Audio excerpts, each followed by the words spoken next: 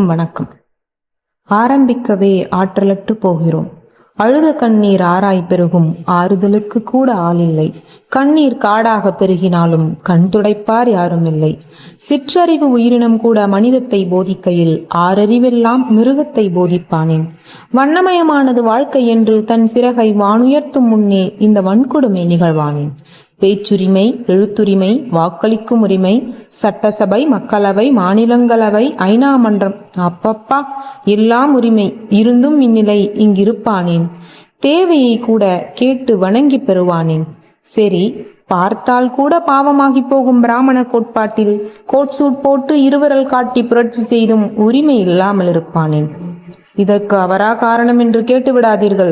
அனைத்திற்கும் வியாக்கியானம் பேசும் கற்ற ஆறறிவு பெற்றவர்களே, கைப்பின்னி கால் குறுகி தலைக்க விழுந்து நடந்த போதே கற்ற அறிவால் சட்டம் இயற்றியதாக புகழாரம் பாடுபவர்களே, இடஒதுக்கீட்டிற்கு இடம் கொடுத்தார் சரி, இயற்றிய இடஒதுக்கீட்டில் இன்னும் உள்ளதே உரிமை பிரச்சனை.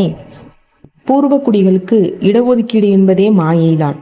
சட்டத்தை எழுதியவரை என்ன குறை சொல்ல? அவரா எழுதினார்? சட்டத்தை நான் எழுதவில்லை, என் கையை பிடித்து எழுதினார்கள் என்று சொல்லியவரிடம், பிராமண பெண்ணை கட்டியவரிடம் வேறு எதை எதிர்பார்க்க முடியும்? பெற்ற சுதந்திரம் விடுதலையா இல்லாமல் சுதந்திரம் தந்திரமானதாலோ? வார்த்தையில் கூட விடுதலையை பெறாத வரலாற்றின் வழி நிறைந்த வாழ்க்கையை சொல்ல என் நாப்படும் பாடு சொல்வதற்கில்லை. எஜமானர்கள் அடிமையானார்கள், அயோக்கியர்கள் ஆட்சியாளர்களானார்கள். வந்தவன் மேல் சாதியானான், இருந்தவன் கீழ் சாதியானான்.